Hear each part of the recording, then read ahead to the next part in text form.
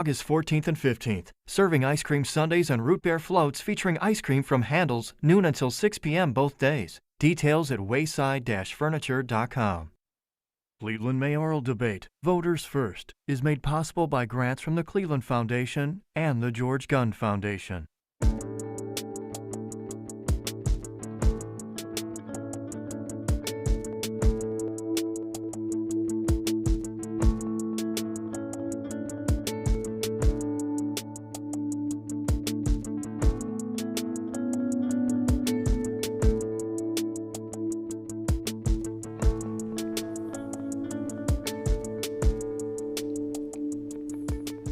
Good evening. From the Westfield Studio Theatre and the Idea Center at Playhouse Square in Cleveland, Ohio, I'm Rick Jackson, senior host at Ideastream Public Media.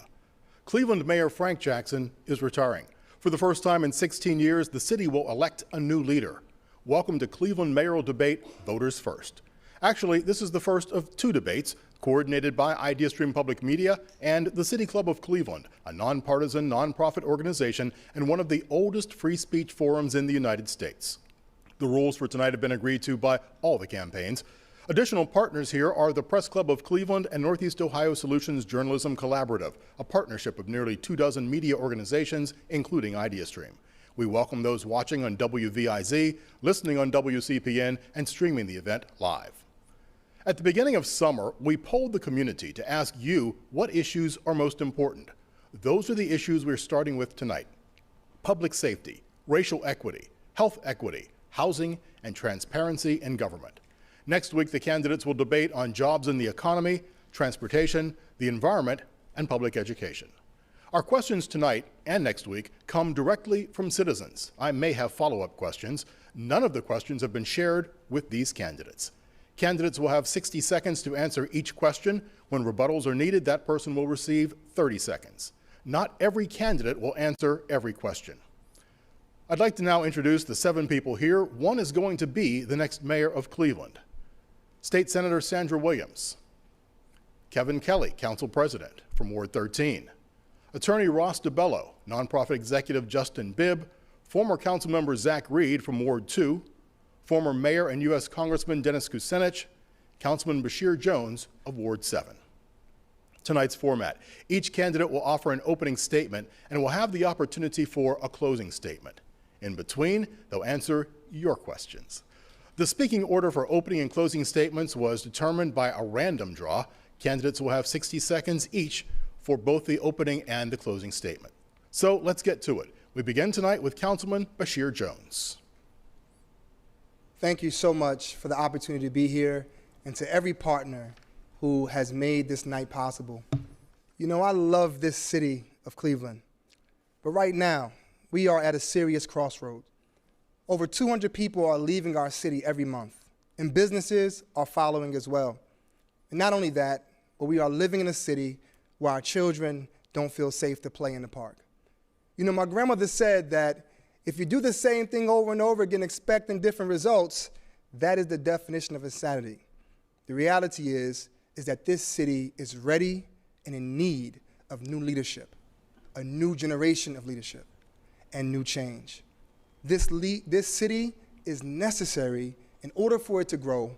In order for us to look towards our future, we must absolutely have a leader that is authentic, that is courageous, that is persistent, that is consistent, and that puts residents first. We cannot be successful as a city if the concerns of our residents are not heard. I'm excited to speak tonight about my plan, about how we take Cleveland to the next level, but just know for sure, we cannot move forward if we continue to make the same mistakes of the past. It's time for new leadership. Thank you. Next up, we'll hear from Justin Bibb. Thank you to the City Club and Ideastream for hosting this important discussion. My name is Justin Bibb, and I'm running for mayor because I believe that now is the time for bold, new, dynamic leadership to move our city forward. I'm a son of the Southeast Side, and like many folks in the city, I've experienced my own fair share of challenges. I know what it's like to bury a family member due to violent crime. I know what it's like to see the pain in my mom's eyes when we were struggling to make ends meet. I know what it's like to see the pain in my family when local government did not work for us. But in this moment right now, we have an opportunity to take that pain and turn that pain into purpose to become the best mid-sized city in America. We can be a model for racial and economic justice. We can be a model to show this country what a transparent and modern city hall can look like. And we can be a model to ensure that every child in our city can live up to their God-given potential. I'm looking forward to the conversation. Thank you so much. Thank you. State Senator Sandra Williams. Thank you all so much for having me here tonight. My name is Sandra Williams, and I am honored to be here tonight. I want to also thank the people of Cleveland for electing me over the last 15 years to serve as their state representative and state senator. I want to point out the fact that I am the only woman in this race for mayor. I have served our country in the United States Army Reserve. I have also served in the field of law enforcement for over 10.5 years as a corrections officer, probation officer, parole officer, and mediator for the state of Ohio. I am qualified, I have been tested, and I have delivered. I sponsored the bill to make racism a public health crisis in the state of Ohio. I jointly sponsored the bill to expand Medicaid to provide health care for every Clevelander in the state of Ohio. I have also just recently brought home $500 million to tear down the 4,000 plus abandoned homes in the city of Cleveland and to clean up the vacant and blighted commercial property that is in our city. Once that property is cleaned up, we will bring jobs to those places and we will bring more businesses here to the city of Cleveland. I am the right leader for the job in the city of Cleveland, and thank you so much for having me here today. Former Ward 2 Councilman Zach Reed. Thank you, Rick, and thank you to everyone who put this on this evening. My name is Zach Reed, and I'm running for mayor of the city of Cleveland. And to the voters of the city of Cleveland, one thing has been missing over the past few decades here in the city of Cleveland, and that is the sense of urgency. The sense of urgency to solve the real problems, the pressing problems that are facing the citizens of the city of Cleveland. Issues such as crime, issues such as poverty, issues such as the lack of city services. You need a mayor who is not afraid to say what is on their mind. You need a mayor that has the ability, that has the experience to go to City Hall on day one, to roll up their sleeves and change the direction of this city. And that is me, Zach Reed, the next mayor of the city of Cleveland. Thank you. Congressman Dennis Kucinich. Thanks, Rick. People of Cleveland know me. They know that whenever I get involved in something, that I have the courage to stand up, speak out, and to change the outcome. It's that can-do spirit, which Cleveland needs right now to lift it up out of the doldrums of crime and poverty. It's a can-do spirit which says, yes, we can have 400 new police. Yes, we can have 100 new safety assistants who handle crisis intervention. Yes, we can have a civic peace department. Yes, we can cut utility rates, water rates by 10%, CPP residential rates by 10%, sewer rates by 10%. Now, how can I say that? Look, remember, people said you can't save Muni Light. Well, we did it years ago. Now we have Cleveland Public Power. Over the years, saving people of Cleveland hundreds of millions of dollars in rates and in taxes. We still have a steel mill as a result of my involvement with this community. There's so many examples where we've proven with a can-do attitude, you can change the outcome. And if you elect me as your mayor, again, you know I'll be there for you. Thank you. Our next opening statement from Mr. Ross DeBello. Thank you, Rick. My fellow Clevelanders, I'm Ross DeBello. I live in West Park with my incredible wife, Lauren, and our dog named Baby. I'm an attorney and a former professional poker player. Now, you probably haven't heard of me, and that's on purpose. Last October, I put out a platform that fixes and holds City Hall accountable for crime, poverty, all our issues. The platform would serve us, not the suburbs. But the major media local outlets ignored every single press release I sent. So I had to make a choice as vaccines rolled out. Do I try and get this platform that has term limits and a number of just common sense things on it onto the ballot? West Park knows what I did. With my wife's support, and while keeping my 40-hour-week job, I went out and met thousands of Clevelanders and talked to them. And I got a historic almost 4,000 signatures from people who wanted this platform and that type of energy on the ballot. Check it out at rossdabella.com because it belongs to you now. It helps all of us, no matter your side of town, no matter your age, race, gender, because it gives us control of our taxes and our direction. I'll bring this new energy and service to City Hall. Thank you. Thank you. And our final opening statement from the current City Council President, Kevin Kelly. Thank you, Rick, and thank you to everybody involved. My name is Kevin Kelly. As stated, I'm the president of Cleveland City Council. More importantly, I'm a husband. I'm the father of 5 daughters, and everything I do is through that lens. That's the values, and that's what grounds me, and that's why I think government is so important, and that's why I believe in the future of this city. Tonight, we will hear a lot about the issues and the challenges that face us.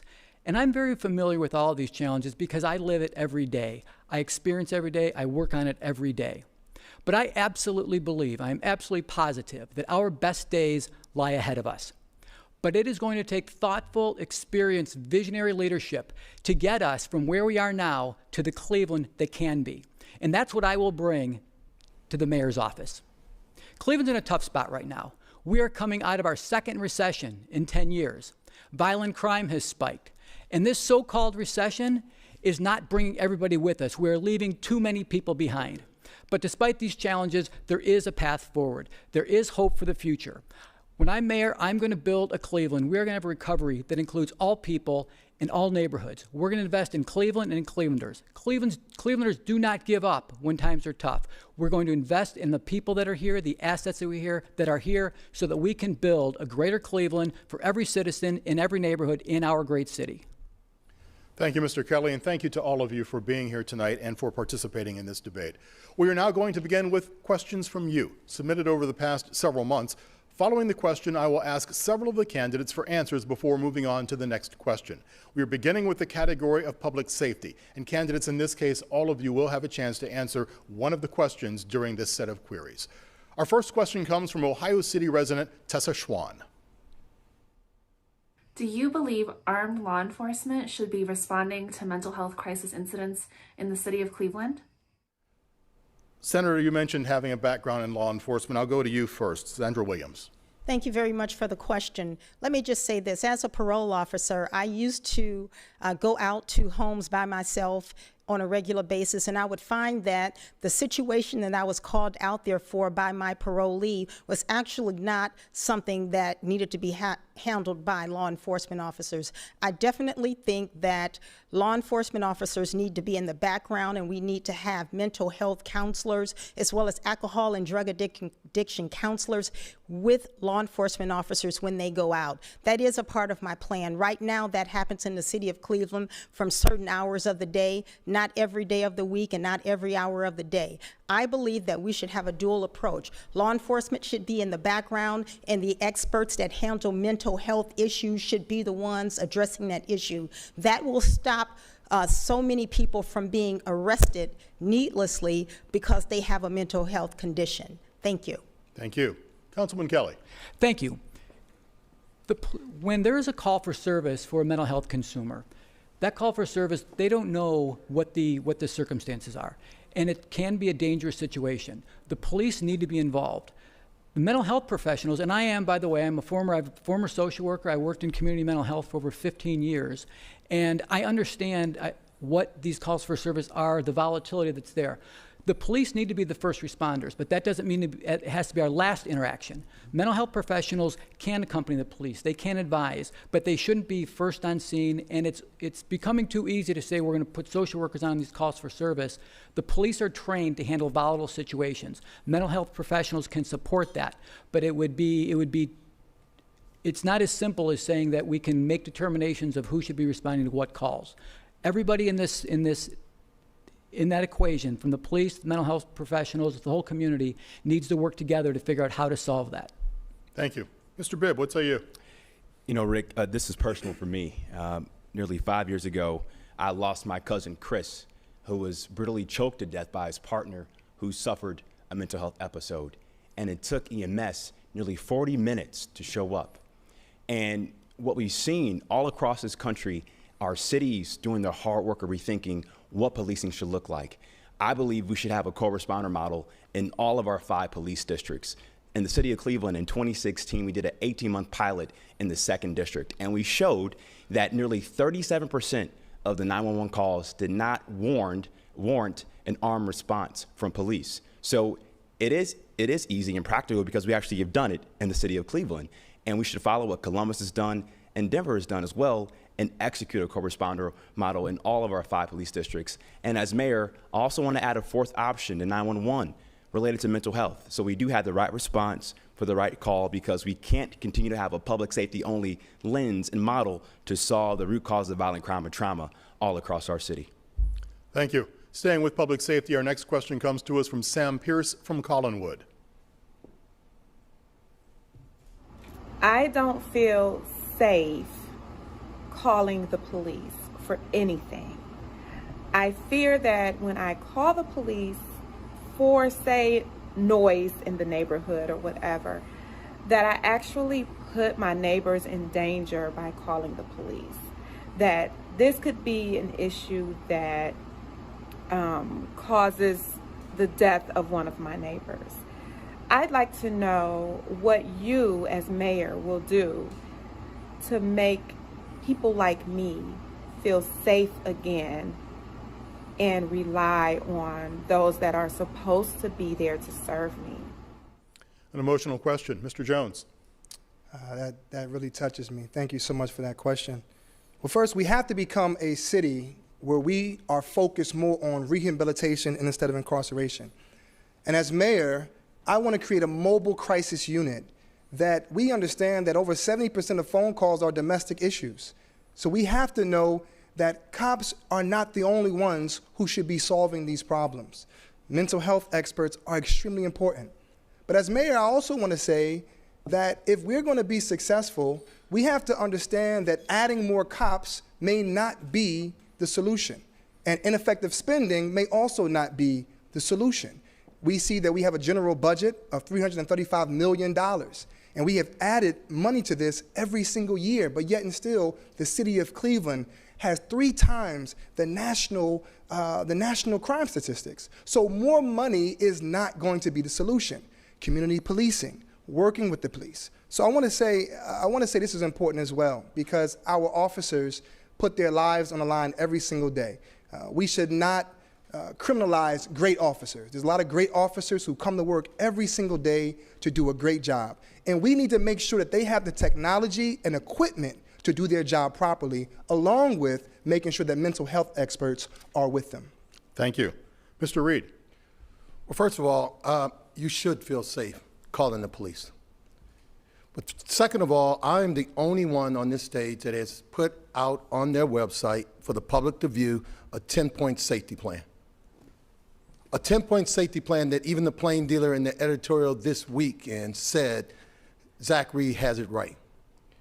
Because when you're calling police, that is reactive. And what you're saying, young lady, we need a police force that is going to be proactive. And that's the reason I've said that we've got to start looking at public safety from a different lens. Let's stop looking at it from a criminal justice lens, and let's start looking at it from what it is. We need to start looking at it from a public health lens.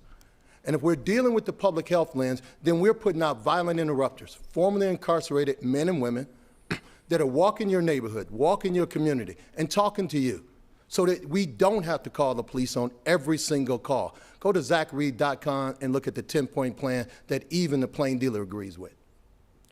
Mr. DeBella. This is about accountability, accountability, accountability. And Zach's largely right. You know, most of our officers are great, but I'm supporting the Citizens for Safer CLE amendment to make the charter permanent. We need a change in culture. These incidents are tearing apart the fabric, not just of Cleveland, but of the whole country. So I also believe that we need to do a co-responder model, hire more mental health professionals, social workers, code enforcement. If you know you're calling for something that can be dealt with by a code enforcer, then you'll feel more comfortable calling. But this gets toward walking the beat, doing violence interruption, getting to know your local officer as though you would your mail person. But in the end, accountability is the only thing that's going to change the world 5-10 years from now. Thank you. Our third and final question under the category of public safety comes to us from Chris Martin of Ohio City. Cleveland has more cops per resident than 93% of cities. Every resident of Cleveland pays $838 for cops every year. We've spent about $6,700 per person over the last decade on police misconduct settlements. Why do you think more cops is the answer? Mr. Kucinich, why do you think more cops is the answer? Well, I mean, that's been a central part of my campaign.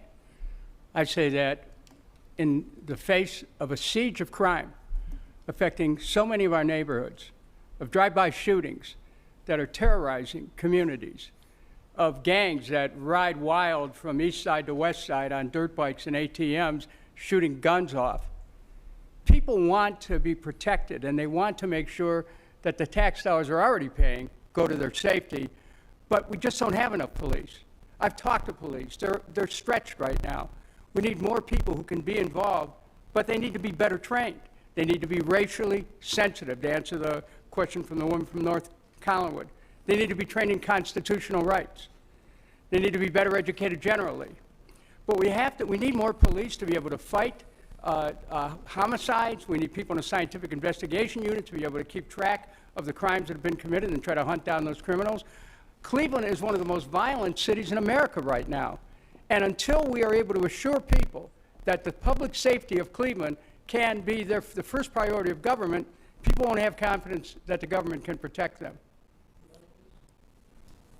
Mr. Kelly, 30 seconds.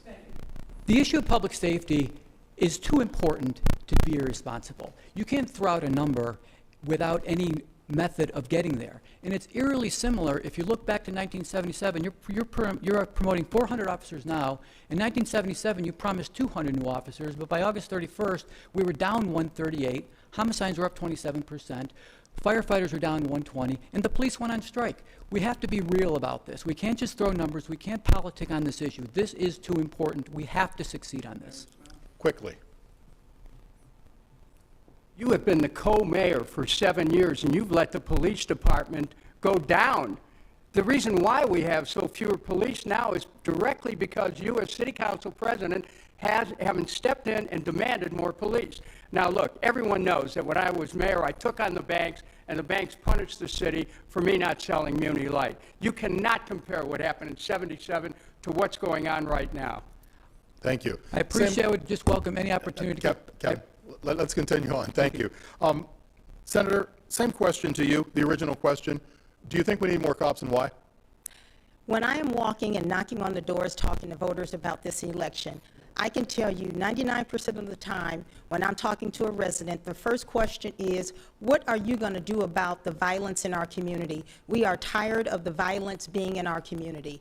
And people are also saying that when they do call the police, most of the time they don't show up. That's why there are so many residents right now who are going out to get their CCW license because they don't feel safe in their own community. So I think, yes, we do need more trained police officers on our streets working to reduce the violent crime that we have in the community. I also believe that as the mayor of the city of Cleveland, I need to continue to work with the state legislature to try to close the gun show loopholes that we have in the state of Ohio, get guns off the streets, continue to try to get my red flag legislation passed that will take guns away for those people with mental health conditions in the city of Cleveland. And just to answer the question to the lady before who was there, first of all, for me, sensitivity training is important. Cultural competency training is very important, and making sure that the police force looks like the people in the city of Cleveland. Far too long, we have people coming in our communities who don't understand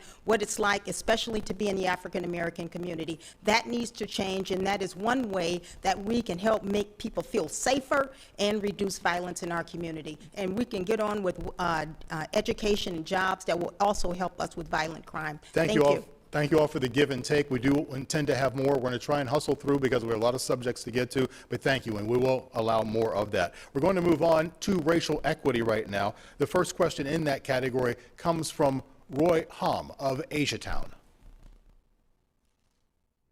If you are elected mayor, what will you do to ensure that the Asian American community is represented in your administration? And what will you do to ensure that the AAPI community is protected from anti-Asian hate crimes and discrimination? Ray Hom, Mr. Kelly, what do you think? Thank you. This is a very important issue that is just has been brought to light. I think what we need to do is, in terms of what will we do in the administration, that's a matter of hiring. That's a matter of hiring a staff, a cabinet that looks like the city of Cleveland. I have also been working on instituting bystander training. It will be mandatory for employees of the city of Cleveland to have bystander training. I've been talking to our Department of Human Resources about how we can get that up and running, and it is in the works, but that would be something that we can do immediately to show this community that they are a valued member of the Cleveland community. Thank you. Mr. Bibb. You know, it's important for us to really ground this conversation in facts. And, you know, it's great that the city of Cleveland has announced that racism is indeed a public health crisis, but we got to move to action. So as mayor, number one, I'm going to hire a chief racial equity officer in my administration to make sure that every decision that we make inside City Hall is viewed through a racial equity lens. Secondly, I'm going to require not only my cabinet, but every employee, including frontline city employees, to undergo racial equity and inclusion training. Many of our community leaders all across this region have gone through that training, and that'll be a good step in the right direction for every employee inside my administration to understand the root causes of racism. And then, as Council President Kelly mentioned, this is about representation and hiring. And I want to make sure that I'm grounding my policymaking as the next mayor in the lived experiences of our residents. That includes members of the Asian American community, and I intend to make sure they are in my cabinet and are getting visible leadership positions all across my administration. Thank you. Ross DiBello. Yeah, one of the first planks on my platform is to bring back unfettered public comment to all city council meetings. Many people of many cultures and many neighborhoods are not heard right now or represented. We've had many discrimination cases against all ethnicities and origins in our public health department. If we hear, like Greater Cleveland OCA, all AAPI advocacy groups, if we let you talk to us and tell us, do we need to hire a cabinet position? Do we need to hire more people who speak this language or that dialect? We'll be just fine, right? Then we'll work with HR. We'll start hiring where we need to hire. And we do need cultural sensitivity training in all of our city departments, right? Ongoing bias training, and that would be the work we do. Thank you. Mr. Reed. I just want to say this. It's all well and good to say what's going to happen in your cabinet. It's all well and good to say what you're going to do. But if I look up on the stage, I think there were only 3 of us after the incident against the Asian community was out there with the Asian community doing their most perilous time in the city of Cleveland. That's what a mayor should be doing. Telling people you're going to put them in their cabinet, that's easy. Telling people what you're going to do with policy, that's easy. But the hard job is going out there with those individuals and showing. And everybody knows one thing about myself. They know I'm transparent. They know I'm out there on the front line. That's what that man wants to know. He wants to know when an issue is facing his community, will the mayor of the city of Cleveland go out there on that front line? And as I look up on this stage, I can literally look at only 2 other people that were out there with the Asian community on a rainy, cold day, on a Sunday, out there with that Asian community, and that's what that man wants to know. Allow me to ask the director to take a wide shot. I'd just like a show of hands. Who was there? More than 3. Thank you. Can I just say something? Can I have a I'll rebuttal? go to Sandra first, Justin, and then I'll get to you. Okay, first of all, if the mayor is going to deal with the issue of hate in our community, it doesn't have to be every time a camera shows up, because many of the people on this stage show up when a camera shows up. But the fact of the matter is, I have been working for the last 15 plus years, and if you add the rest of my time to this, over 30 years, dealing with issues of hate and crime for a very long time. I am not the type of person that only shows up when I'm going to get a sound bite on the camera. That's not what people are looking for. People are looking for you to solve issues. So you can stand up and say what you're going to stand up and say all day long, but if you don't put action behind those words, you're really not doing anything.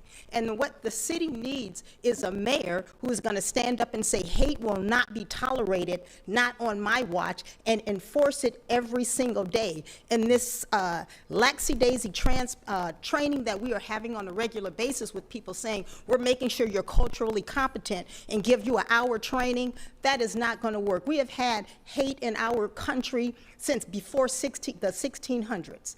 And we've been dealing with those same racist policies for the longest. And just this year, since the pandemic happened, that's not when Asian people first started facing hate. I'm going to stop you here because it is 30 seconds. And I am the person to deal with it. I'm going to go ahead and take the prerogative here to allow others to speak, but do please watch your 30 seconds. I promise Mr. Bibb you go next, but I will get to the others. I want to make this known. You don't need to spend your entire career as a career politician to fight for these issues. From the streets to the suites, I've been fighting for diversity. I've been fighting for equity. I've been fighting to make sure that Cleveland can be a great city. And I've done this in my career as an executive and as an activist and as a civic leader in this community. And it's important to note that this is the kind of status quo thinking and perspective and leadership that the residents of the city of Cleveland are sick and tired of seeing. We can't afford more of the same. And it's that experience that has gotten to this point. Thank you. Mr. Jones. You know, if you were to ask the Asian community who stood with them, as you know, I as a councilman, represent the largest Asian population in the city. Not only did I introduce the legislation, not only was I at the march and spoke, but I also supported the Asian businesses in the neighborhood. We did a major cash mob for an amazing restaurant there and helped support her because she was receiving the support. You know, because she was receiving hateful calls. As mayor, what I plan to do is that racial inequity is solved by making sure that every group has a seat at the table. As mayor, we will do more business with every minority, right? We have to do more business. Economic opportunity is the thing that will destroy racial inequity. Thank you. And before we move on, Mr. Kucinich, last word. 20 years ago in the United States Congress, I brought forth an idea to create a cabinet-level Department of Peace, and I want to bring this into Cleveland City Hall so that we can address these issues that are all over town, wherever there's violence or hate. Those are often a learned response. We need to change that response so we can actually use Cleveland as a place that can show the whole country that we can be a more peaceful city, a safer city. And as far as the questions of equity, we need job equity, financial equity, and safety equity for people of all race, colors, and creeds. Thank you. Thank you. We're going to stick with the racial equity issue because it does obviously have interest here on the panel. A question that came to us frequently in our survey, but not necessarily from one person on tape. So we've combined this. I'll give you the question. With the racial divide in Cleveland, the new awareness of discrimination, and inequities after the George Floyd murder, the divide in housing and many other circumstances, what are your plans to solve the age-old racial tension that permeates this city? And Mr. Reed, I'll go to you first. Well, first of all, let me say this. Attacking me doesn't solve the problem. Let me be clear. Attacking me does not solve the problem. And there's no substitute for experience. So when you talk about me going out on that front line and doing what I do, because I listen to the people in the city of Cleveland. So when you talk about that question and what I'm going to do, I'm going to do what I've been doing when I was a councilman for 17 years and got elected 4 times. When Ms. Jones called me on the phone, I didn't just call her back, I went and talked to her on her front porch. When Mr. Smith needed help on his street, I went and I talked to him on his back porch. So we can continue to say what and continue to try to attack me and what I've done. But my record speaks for itself. And the people in Mount Pleasant and Union Miles and Mill Creek, they've spoken on 4 occasions and said the best person to be the council person in this ward is Zach Reed. And that's what it's all about. It's about transparency and being out there on the front line with the people and the citizens of the city of Cleveland. Thank you. Rebuttal. 30 seconds. First of all, I was not pointing out any particular candidate on this particular stage. But if a hit dog hollers, evidently it means something. Just like each and every one of you, We have our own way of handling the business for the residents of the city of Cleveland. I'm on the front line as well, and I have been there since I have been a corrections officer, probation officer, and parole officer. And I don't always have to be at a rally. I'm in the homes of residents. They are calling me on my cell phone. That's your They 30. are calling me on my home phone. They're calling my office to get issues addressed because they are tired of lip service. So if whoever feels hurt by my statement, that wasn't what I meant to be, but I'm calling it like I see it. Thank you, Senator. I am the one to get the job done. Thank you. We're going to go back to the full 1-minute question with Mr. Kucinich, rather. When we're talking about racial equity, we should be talking about job equity. As mayor of the city of Cleveland last time, half of my key appointments went to people in the black community. We need to be talking about financial equity. Look at how the banks have redlined the city. There are city neighborhoods where people can't even get a loan on their property, and even though their property's in good shape. And we know what the banks did. They exploited people, particularly on the east side, peddling no-doc and low-doc loans to people who then ended up losing their homes because of the bank's involvement. We need, as a mayor, remember, I was chairman of a congressional investigative subcommittee that went after these people involved in a subprime meltdown. So I know exactly what they do. I'm going to insist that the banks stop any redlining practices, loan money into communities where they're making money, and make sure that the resources of this community go to help all the people. And that's a question of racial equity right now. It's access to capital. And as mayor, I'll have the experience to be able to make sure we get money into communities that need it. Thank you. Bashir Jones, what's your plan to solve the age-old racial tension here? Well, first, to the residents, I just want you to understand that just because someone says they have experience, that's not enough. I mean, I know people who have been doing the same thing for a long time the wrong way. The fact is that the city of Cleveland needs to go in a different direction. We must. We have to stop playing to the fears of people. We are not an east side and a west side. We are one Cleveland. And I think that that's what has to show. We have to bring the city services to the community. Right now, there's a part of the community that believes that one side is getting more. No, we have to bring city services to Cam's Corner and the corner of Huff. And as mayor, I want to push for equity, not just in words, but in action, in how we do business, diversity within inside City Hall, right? Diversity in regards to inspiring other institutions within inside our city to also have racial equity within their positioning, but it can't just be words. And being on the front line, is nothing wrong with that. We could be on the front line and behind, as long as we are there for all people. We have to come together and work together. That's the only way we can move this city forward. We're going to move on to the category of racial equity now, from racial equity to health equity. Our first question comes to us from Zainab Pixler of Detroit Shoreway. What are your plans to address the root causes of food apartheid in the city of Cleveland? She referred to food apartheid there, which is defined as highlighting the racial and discriminatory political structures that impact food access and control. This is slightly different than the more commonly heard food deserts we've heard about for some 30 years now, because there is an inferred intentionality. So she wants to know plans to address the root causes of food apartheid. Ross DeBella.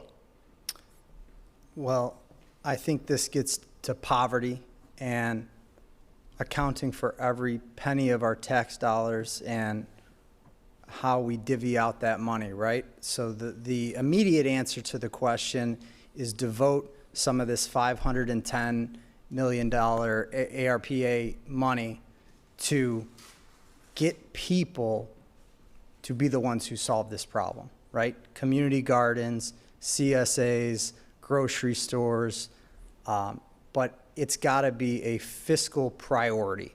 And so that would start in January. We don't know how much of that money will be left at that time. I think the second half of it is to be used down the road, but this would be toward giving grants to people who will create for their neighbors on their street. Council President Kelly. Thank you. Very important question, and let me make this clear. When I'm mayor, your health outcomes and your life expectancy will not be determined by your zip code. As it gets to food apartheid, food insecurity, we're not asking the right questions when we think about health equity. In the neighborhood that I represent, Old Brooklyn, we took the step of making public health a community development issue. outside of bricks and mortar, outside of business development. And what we did is we started with a community health assessment. And the questions we asked weren't, when did you see the doctor last? What is your health plan? The questions we asked were, do you have access to fresh food? Do you live within a 10-minute walk of a park? Do you feel safe in your neighborhood? Do you have a job? Do you know your neighbors? These are the questions that we used to build community projects. That's what led to the Old Brooklyn Farmers Market. We were very surprised to find the number of families that were on SNAP in Old Brooklyn, but we responded. We responded because of the outreach that we did. We realized that we did have a food security issue in Old Brooklyn. We responded with a fresh food farmers market every Saturday. These are the types of decisions, these are the types of steps we need to take to make sure that we are really addressing health equities, and we're looking at the whole problem, and we're not looking for quick answers and addressing one small part of the issue. This is a serious issue in the city, and we need to have a holistic approach that has a neighborhood health equity lens for everything we do. Councilman Reed, you represent an area that's seen supermarkets come and go. How do you keep that from happening? You keep it by ensuring that the neighborhood, that community, first of all, is safe. People make a decision to move into a city or out of the city based on a number of things, but one of the things at the top of that list is safety. And what we've been able to do in Mount Pleasant was to attract Save-A-Lot and Aldi's into our community simply because we made it safer. As councilman, I put up over 125 surveillance cameras. As councilman, I had police officers walking the beat. As councilman, once again, I was out there talking to the residents and the merchants in Mount Pleasant and in Union Miles to find out, what did you want? What did you need? How can we help you? That's what a mayor needs to be doing. I am the most transparent former elected official in the entire city of Cleveland. So there's no substitute for the experience that I've shown over the last 17 years as a council person. That's how we did it in Mount Pleasant. That's what I'm going to do across the city of Cleveland. Justin Bibb, what would you do? Food insecurity and food deserts is a major crisis in the city. You know, my grandma, who just turned 92 a couple weeks ago, she has to take probably 2 buses to get to a grocery store that sells fresh fruits and vegetables. And that's the same story in many parts of our city. So number one, we actually need to fully fund our health department and have a targeted focus on food policy to figure out how can the city of Cleveland eradicate the barriers that exist from a policy and structural level to address this need. The other thing we should be doing is leveraging this investment with the Opportunity Corridor. Instead of prioritizing a police headquarters and an asphalt plant, thank God we killed that part of the deal, it should be leveraged as a food hub, investing in organizations like the Cleveland Kitchen Company to really embrace the food economy that can help eradicate the food desert issue we have, but also bring good paying jobs to those forgotten neighborhoods. That'll be my strategy and plan as the next mayor of Cleveland.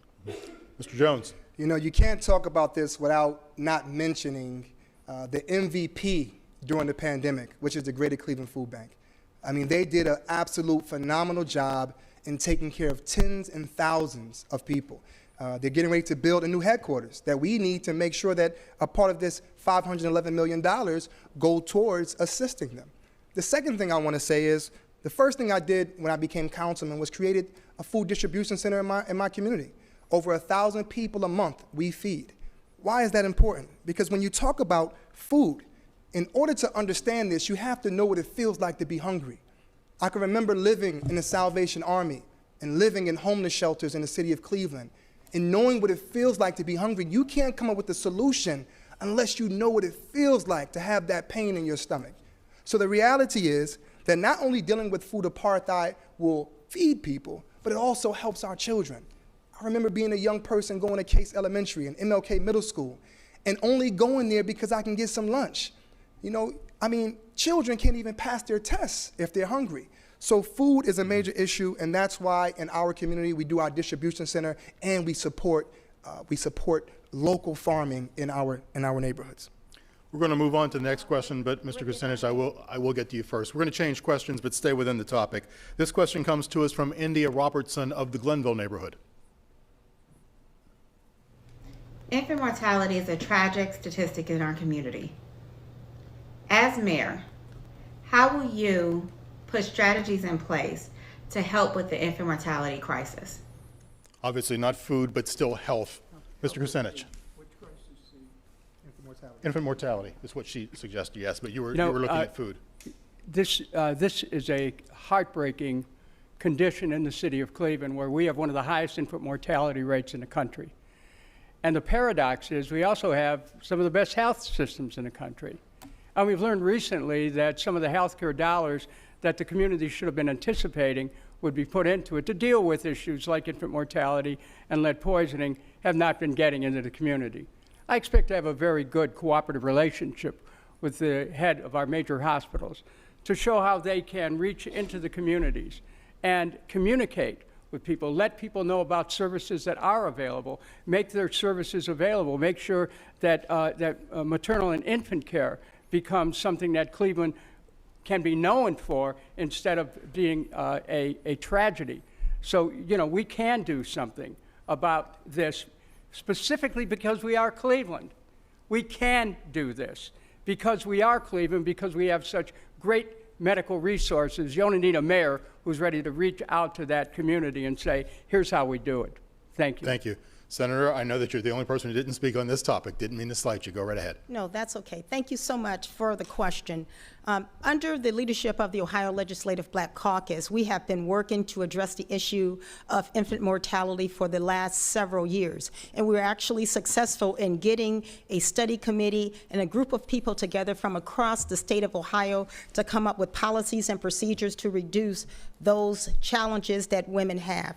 I was responsible for some of the funding that the university hospitals have to address the issue of infant mortality. We were able to fund Birthing Beautiful Babies to make sure they helped address some of the issues that we have in place. And see, we didn't just put our policies in place and did not fund them. We put millions of dollars behind the policies to make sure that communities like Cleveland have the ability to continue to address the issue. Now, I also want to say this. My father died when I was in the 3rd grade, and my mother raised 7 children on her own, and she had to feed all of us with one little Social Security check. So we had the basics, and I know and understand what it's like to be hungry on a regular basis. My mother made sure we ate before she ate, and that's why I have fought so hard to make sure that we get rid of food deserts. I was one of the main people to help Ridall Urban Farm get started. Not only help them get started, but help them address some shortfalls that they had with the city of Cleveland. Now, people come to the state of Ohio, come to the legislature and say, hey, we need funding because there are not a lot of people that are purchasing food. After the first week or so of the month, most grocery stores say they don't have a lot of business. So they ask for funding from the state of Ohio. I'll wrap that up. I helped to fight for that. But I can say this, if we want to make sure grocery stores stay in our community, we need to make sure people have jobs that they can actually go to the store and purchase the necessary food that they need. Thank you. Mr. Kelly, thank you. Mr. Kelly, we can't talk about infant mortality without mentioning First Year Cleveland. Thank you, Rick. Neither can I. This was the first major issue I took on as council president. And I think that this is not a political issue to me. This is personal. As the father of 5 daughters, I can't imagine the pain of somebody who loses their baby before their first birthday. So I almost think that the term infant mortality has become too sanitized. We need to call this what this is. This is a health outcome that should be shameful to this city. It is shameful. We've made progress, but we need to keep going. What I realized when I started digging into this issue was that there was a lot of good people doing a lot of good things in this area, but they weren't doing so in any coordinated fashion, and they weren't funded at the level that was going to move the needle. And that's why we formed First Year Cleveland. We collaborated with the major health university. We collaborated with the philanthropic community, the community health providers. We had meeting after meeting to build First Year Cleveland. The whole goal was, what do we do to bring people together to rid this community of this shameful condition? And First Year Cleveland has made progress. We're moving the needle in infant mortality. But I know I'm over time, but I have to get this in because it's important to everything we've talked about. What First Year Cleveland revealed when we started digging into the numbers is that if you take away some of the presumptions of why we had this terrible rate of infant mortality, not getting prenatal care, the health of the mother, everything, you strip all that away, there was one thing that determined whether that baby was going to live to their first birthday, and that was the race of the mother. And that is something that we declared as First Year Cleveland. We're the first umbrella organization to make that statement. That's what led to the 400 Years of Racism Conference. And that's where, when we talk about racism as public health, we have to remember that this is undergirding a lot of our public health crises. And really, First Year Cleveland was a first step towards addressing infant mortality. But again, this needs to be a clear your desk moment. We need to deal with this every single day until we do not live in a community where we have a disproportionate number of babies that die before their first birthday. Thank you, Councilman. Last on this is going to be Mr. Jones. I'm going to give you the full minute. Thank you so much. You know, it's just so interesting to hear, people wake up now. This has been an issue for a long time. Racism has been a public health crisis for a long time. And the fact is, let's be more specific than just saying infant mortality. Let's say black infant mortality. That's a whole nother issue. And I think that this is something that we are even afraid to talk about. If you want to talk about black infant mortality, you cannot discuss it without talking about structural racism and the impact that it has. So as mayor, what I would like to see in this city, if we're going to attack this issue, is I plan to increase the amount of black women doulas in our city. Black women doulas. Why? Because people who are going through pain also need the solutions. We don't need people from the outside telling us what we need to do to make our situation better. We understand it clearly. And Ward 7 is where the headquarters of Birth and Beautiful Communities is. And I appreciate Senator Williams for supporting such an amazing initiative ran by President Jasmine Long. It's a very important conversation. We cannot talk about black infant mortality without talking about structural racism. And to go back, Rick, we cannot talk about crime without talking about poverty. Poverty is the greatest crime. Crime is just a symptom of the bigger issue. Thank you, sir. We're going to move on. I'll get to you, though. We'll move on. You're watching the first of two mayoral debates coordinated by Ideastream Public Media and the City Club of Cleveland. We're dealing with a very specific set of topics and questions in this session. Others will come next week. As we move into questions now on housing, we begin by hearing from Mildred Dixon, now of downtown Cleveland, but who has experienced the difficulty of being unhoused. What are the specific plans of each candidate to get people housed off the street into permanent housing and even out of shelters? Because being in a shelter is not a home. A shelter is a transitional spot for people to organize their lives, get their financing together, and to move to something that they can call their own. Mr. Bibb, I'm very aware you've not gone first in any questions, so go right ahead. Yeah, and this question is timely. I was just at the men's shelter on Lakeside Avenue at 2100 Lakeside a couple days ago, and saw the challenge of this issue firsthand, and also spent some time with Frontline Solutions in Ohio City.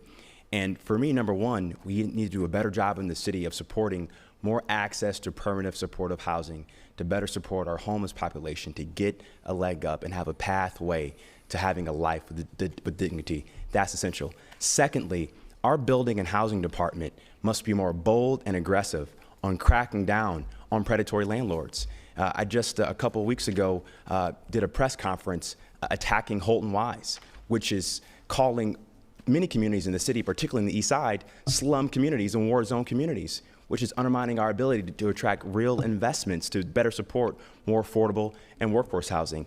And I think it's time for us to truly re-examine and rethink our abatement policy to better have incentive to support more affordable and workforce housing all across this city. Councilman Reed, as we look at transitional housing, shelters, how do you handle that as mayor? I think you come down to what I said in my initial statement.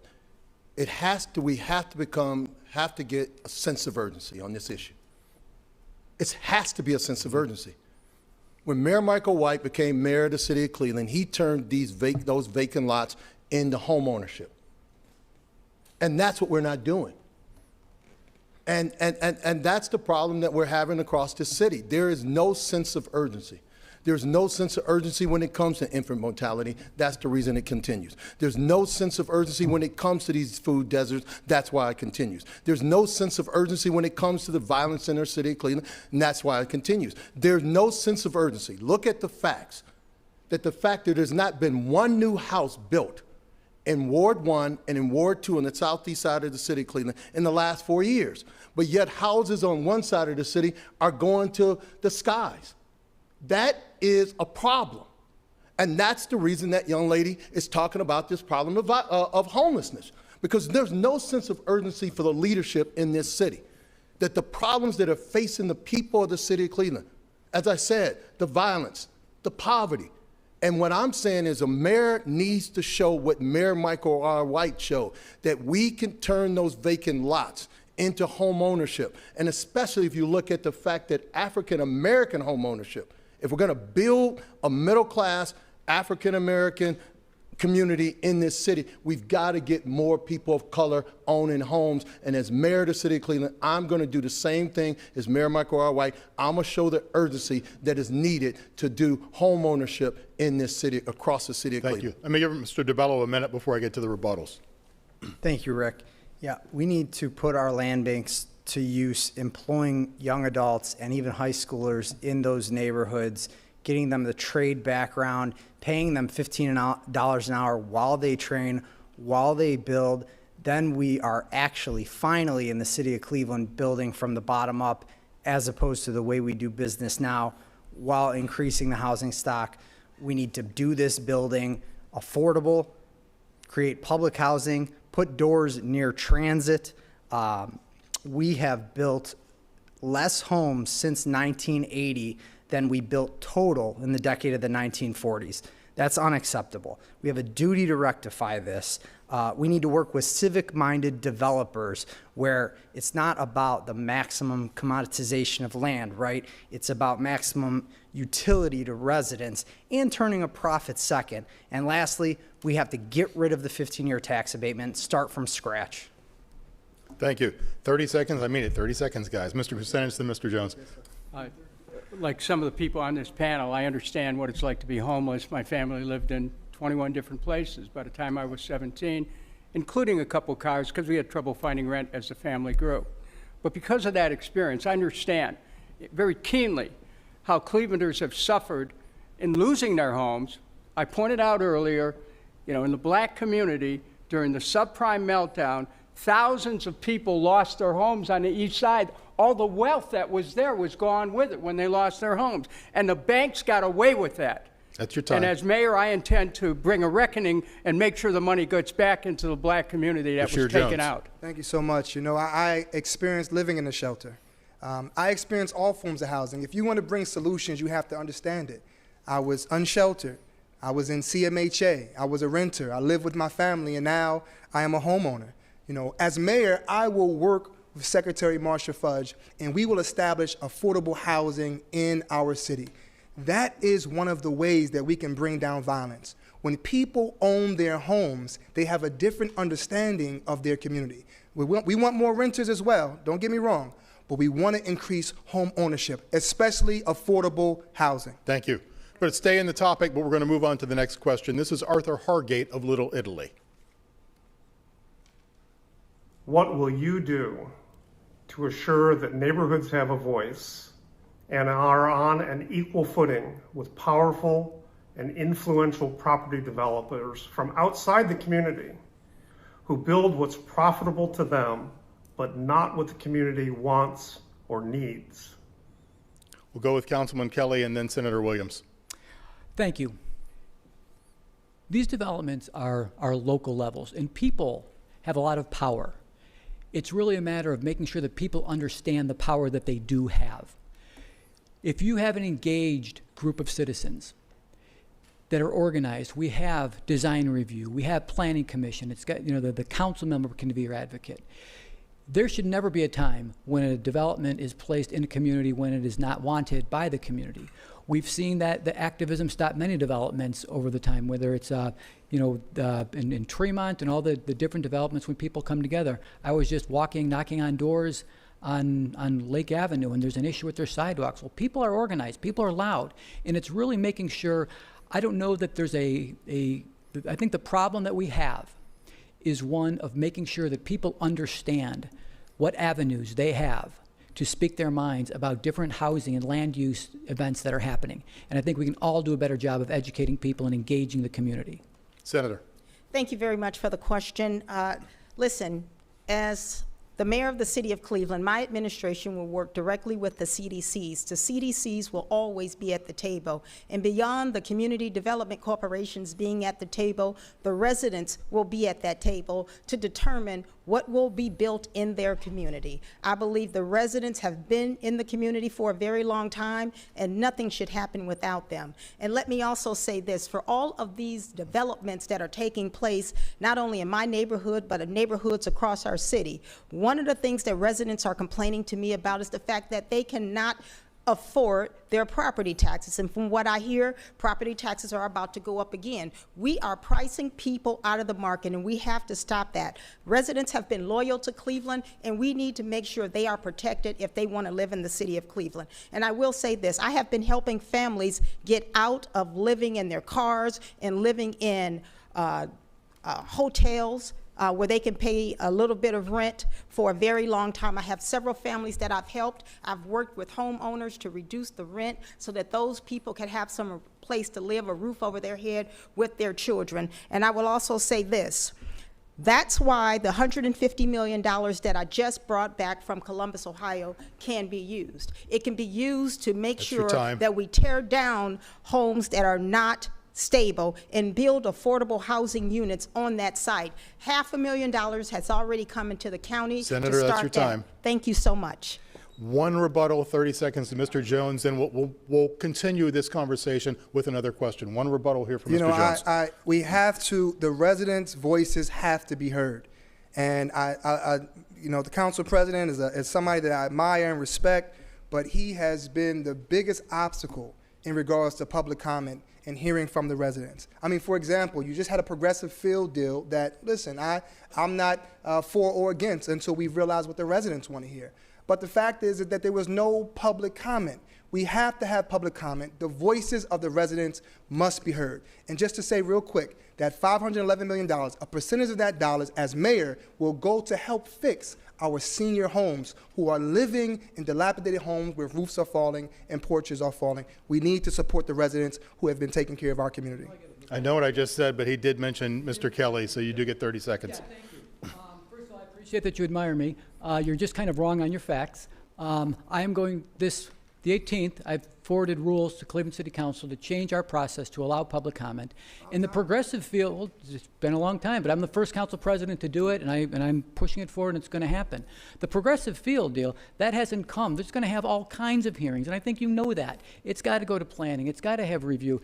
This is at the very beginning of it. It's going to have plenty of public input. To say that that is done, I didn't vote on it. Did you vote on it?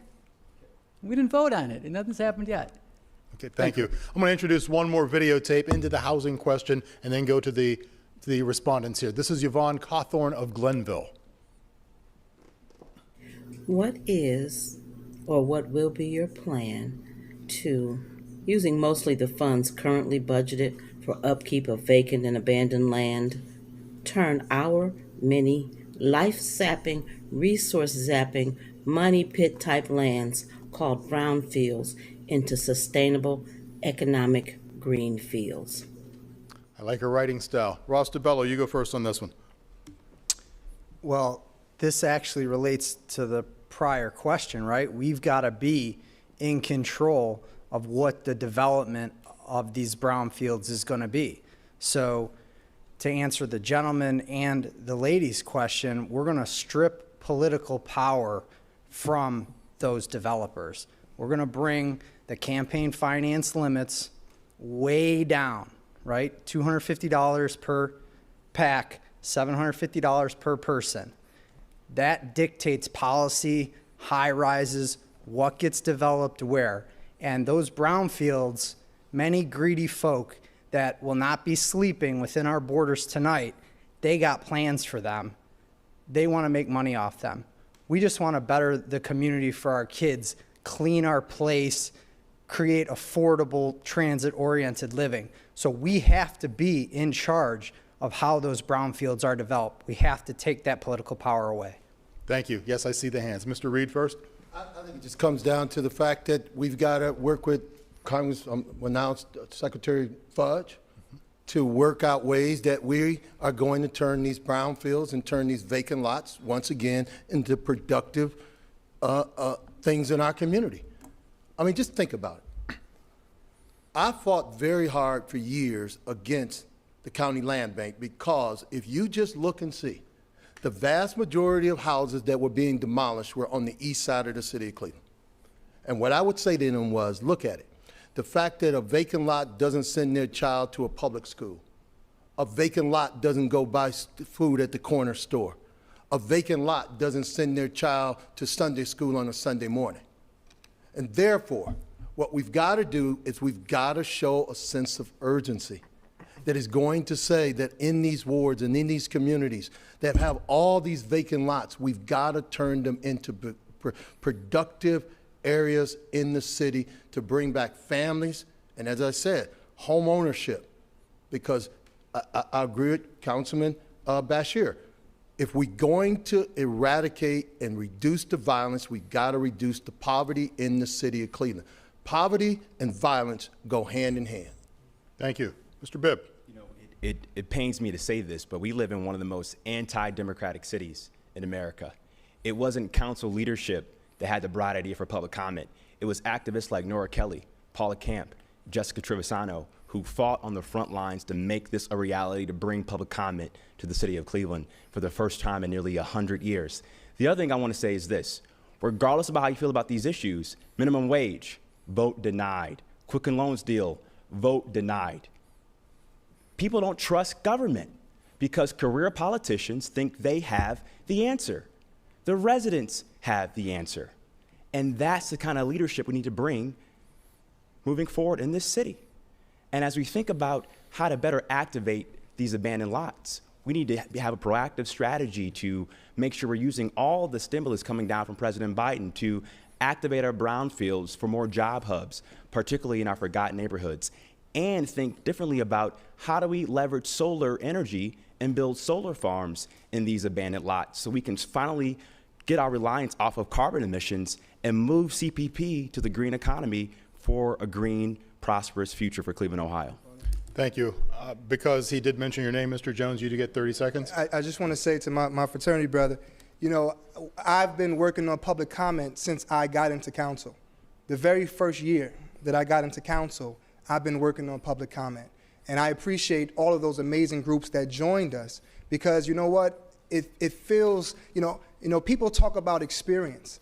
You don't have to be in council for a long time to see the problem. I was there for one term and already see that there's a serious change that needs to be made. And you also have to have council members that stand with you. I think that's very, very important. You know, what I did in Ward 7 was created the Huff Community Land Trust.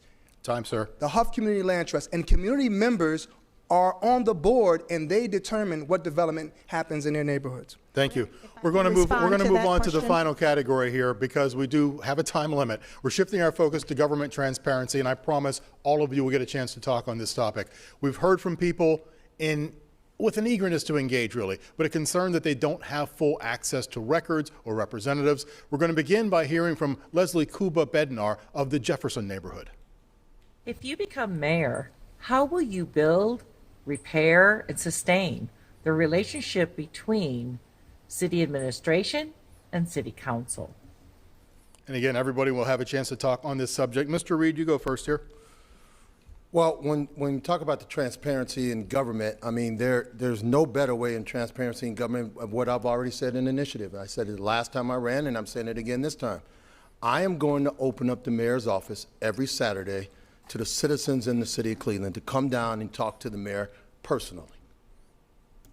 They should not have to go through the bureaucracy of an inefficient city government that's going on right now. I've said it once and I continue to say it. If the CEO of Eaton, Cleveland Clinic, or Sherwin-Williams wanted to see the mayor, they would make a phone call and they would get to see the mayor. The question is, why can't Ms. Smith that lives on 154th? She's got a problem. She's worked the system and the system has not worked. She wants to talk to the mayor. She should be able to talk to the mayor. Why can't Mr. Smith that lives over in West Park, who has a small problem in his regard, but it's big in his mind, and he wants to come talk to the mayor? So when I'm mayor of the city of Cleveland, record requests that come from the media, it's not going to be stonewall. Isn't it amazing that when they want to let you know they did something good, that record request and that item gets out there quick, fast, and in a hurry? Please. But Okay. when the citizens want to see the public record, they walk the line very slowly. When I'm mayor of the city of Cleveland, transparency is going to be at the top of my agenda. Senator, how about when you're the mayor? When I'm the mayor, the city of Cleveland will have a one-stop shop for all residential consumer issues. No longer will you have to wait like I did for a year to get my light bulb replaced.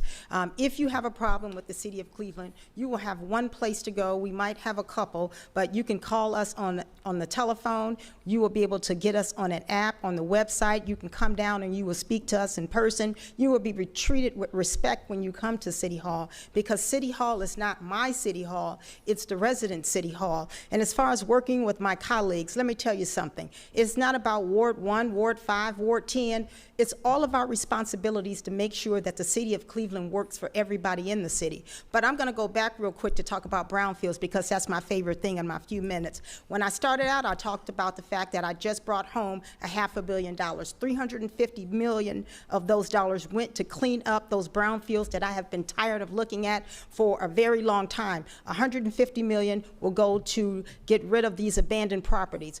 We should be making sure that when businesses want to move into the city of Cleveland, they don't have to wait decades in order to make sure they can do business with the city of Cleveland. If a business wants to expand in the city of Cleveland, trust me, they're going to have enough parcels to expand in the city. And I'm also going after businesses in other states, because I want to attract those businesses to the city. We will move at the speed of business in the city of Cleveland. So brownfields, they are ready to be gone, because under my administration, they're done.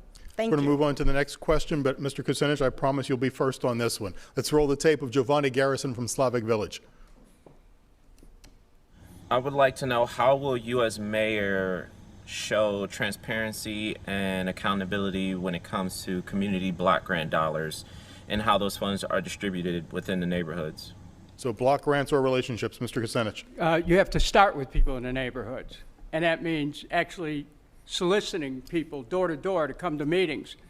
But I just want to say this issue of transparency is one of the behind the scenes issues that is so important to the people of Cleveland, because let's just look at what's happened in the last few months here in Cleveland.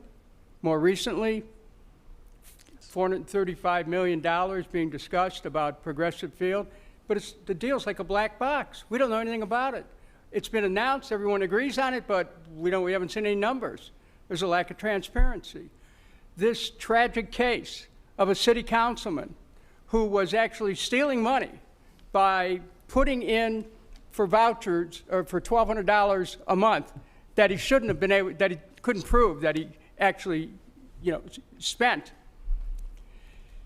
383 different federal counts were involved in that case, and city council leadership goes, duh, we don't know nothing. Now, there's something wrong with transparency there.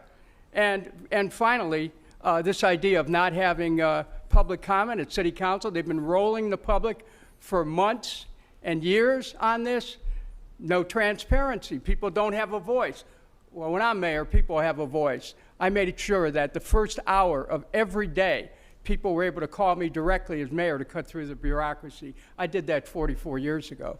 Thank you. Mr. Kelly, I was going to go to you anyway, but he took a shot at you, so take the full minute. I'm going to take, if I could take a minute 30 with rebuttal plus. No, just give you the minute. Right. Nice try, though. Really nice try. Okay, very good, very good. Let me start with the issue with Ken Johnson. I don't review the expense reports. The moment I found out about it, I stopped it. The moment I found out about it, I called in an independent auditor to review our processes. And we can't go back and fix the past, but we can absolutely be sure that the next person that tries to cheat the residents of the city of Cleveland will not be successful in that area. Mr. Kucinich mentioned public comment. I seem to recall that you were a council person at a certain point and you were mayor, and I don't remember that being part of what you did in either of those positions. I actually did it. I actually got it done. You're the council president. Where's your public comment? Come on.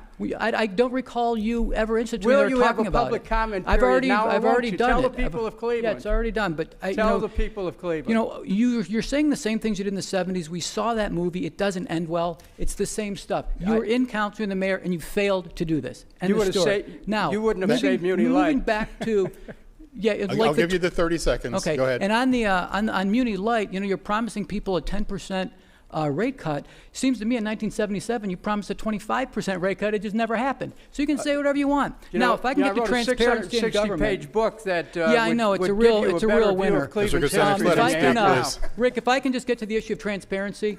Real simple. Public records are the people's records. This is what people are entitled to. When I'm mayor, I'm going to institute an open data model. There's a way to do that. It just takes a little bit of money and a little bit of will, and we can get that done. But open data is going to be a policy I champion. We're going to go to the last videotape question here. I promise I'll get to you.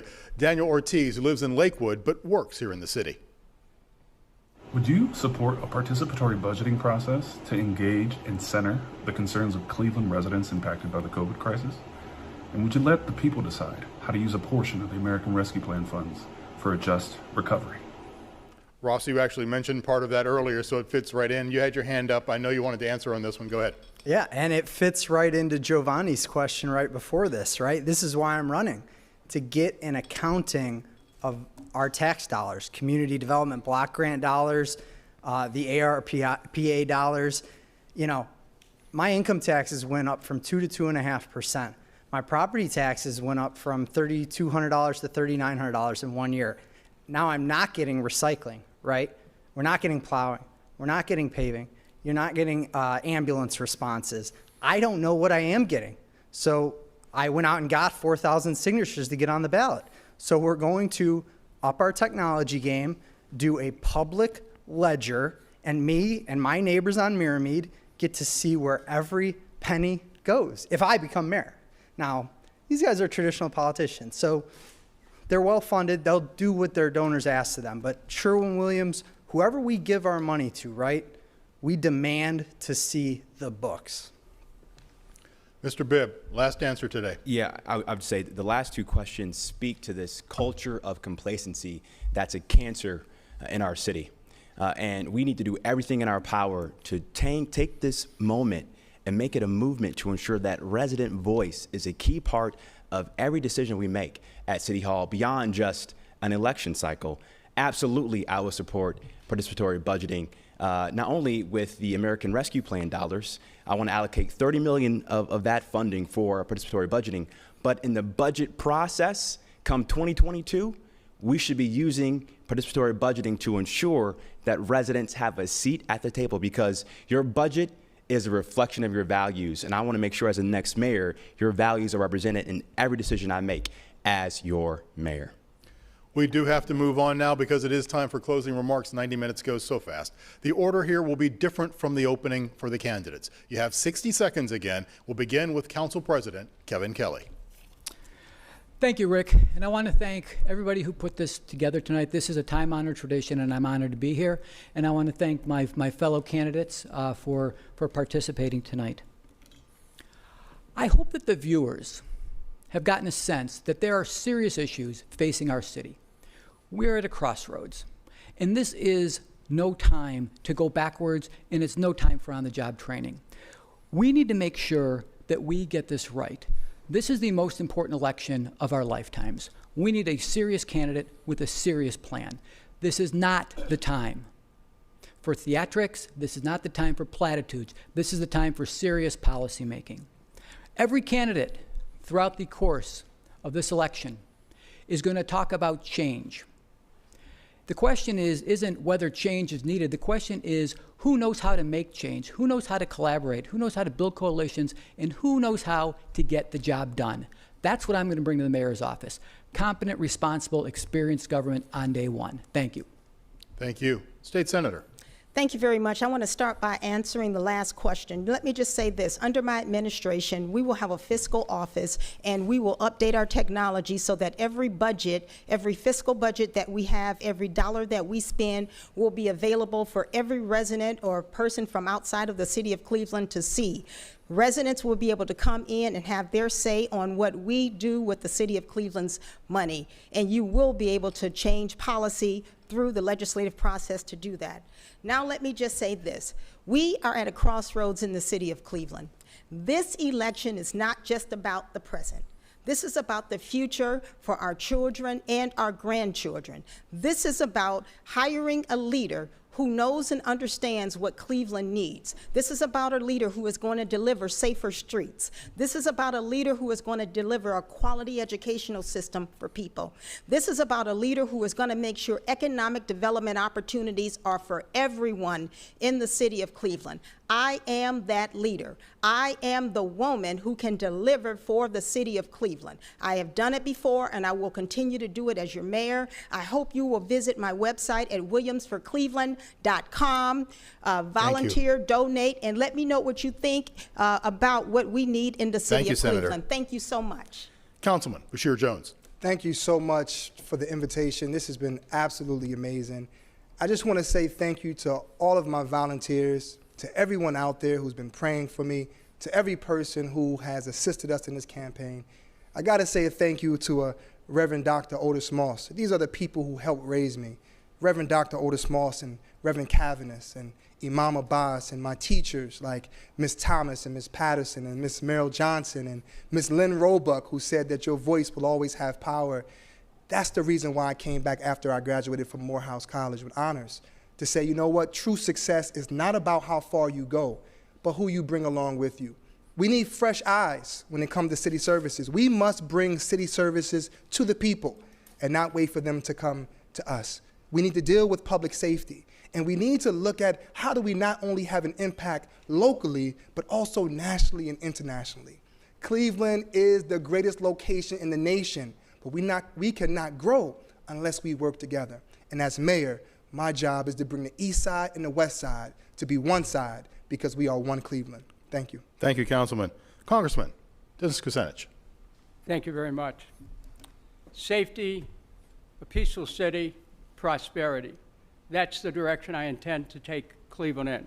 How? 400 new police who will make our neighborhoods safer, walking the beat, community patrols, 100 safety assistants who will work and respond to calls that do not require an armed response, a civic peace department, so we can really interact with people at a community level and get underneath the violence that's going on and divert away from violence. In addition to that, I'll lead the way to reduce water rates 10%, to ask our sewer appointees to seek a 10% cut in sewer rates. They're both sitting on huge surpluses, those departments, and also a 10% reduction in clean public power. How can I do that? Because I know what needs to be done. I have the experience. I also have the willingness. Right now, the people of Cleveland really don't have a choice in their government. They don't have a voice. With me, they'll be empowered. The people will finally have a mayor they can call their own. Thank you. Thank you. Justin Bibb. You know, several weeks ago, I was knocking on doors in Union Miles, and I met a gentleman named Robert Brooks, who's 80 years old, and he was in the 101st Airborne during the Vietnam War. I knocked on his door. I asked the question I always ask when I'm knocking on doors, Mr. Brooks, what do you want to see in the next mayor? He said, young man, I want a mayor that's going to do what they said they were going to do. That's what's at stake in this election. We cannot afford more of the same. Racial and economic justice is on the ballot, making sure we have a modern and responsive city hall that works for our seniors, that works for our families, that works for our children is on the ballot. Ensuring we continue to improve public education so all of our children can live up to their God-given potential is on the ballot. I've dedicated my entire career of making cities safer, stronger, and more resilient. As an executive at Gallup, I advise big city mayors all across the country. As an executive at Key Bank, I advise a $2 billion business. I'm the right leader for the right time. I'm ready for the job. Thank you so much. Thank you. Councilman Zach Reed. First of all, Rick, I want to thank you, and I want to thank everyone at Ideastream who brought this to us this evening, and I want to thank you, the voters, for listening this evening. Be rest assured that this election is about neighborhoods. And you saw on this stage tonight the abuse that I had to take simply because of my experience. And there's no substitute for experience. So when someone tells you that neighborhoods are forgotten, these neighborhoods aren't forgotten. These are neighborhoods we haven't invested in. My mom lives in these neighborhoods. She raised 3 boys on her own. Miss Jones lives in these neighborhoods. So for one candidate to say these are forgotten neighborhoods, these people don't think their neighborhood's forgotten. What they know is someone at City Hall has not had their back. And they know one thing. They've watched me over the years, and they know that there's one person every day that went to City Hall and that was looking out for their best interests. And I'm asking you, the voters of the city of Cleveland, on Election Day, September the 14th, vote for experience. Vote for Zach Reed. Thank you. Mr. DeBello, bring us home. Thank you, Rick. I'm simply much different than the other 6 candidates up here in the current administration. Combined, they've all raised millions of dollars and gotten tons of endorsements, right? Just like Ohio 11, we're about to get hit with never-ending propaganda in the battle over who can make whose donors richer.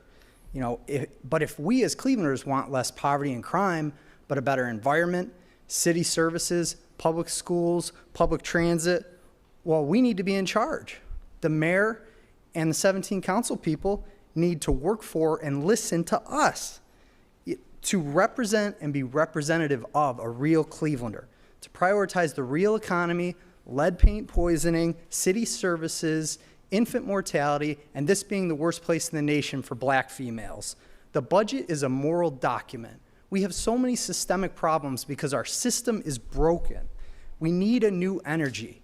These 6 campaigns are very similar to Mayor Jackson's 4 very successful campaigns. I got on the ballot because I'm different. I've got all the work ethic and the platform, but finally, Clevelanders have the power. Thank you. Thank you. Thank you for an enlightening and enjoyable conversation this last 90 minutes. Next week, though, we're going to work on that 60 seconds thing, okay? Okay.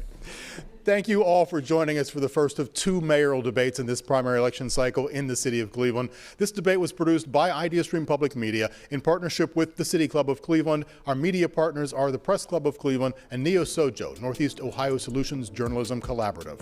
Our thanks to the candidates for participating in this debate, to all the voters and community members who submitted their questions. Voting in this primary begins the 17th of August. That's next Tuesday. We'll have another debate that same evening. Candidates will answer questions again from members of the community, those on education, jobs, the economy, the environment, and transportation. I'm Rick Jackson. Thank you so much for joining us, and have a great night.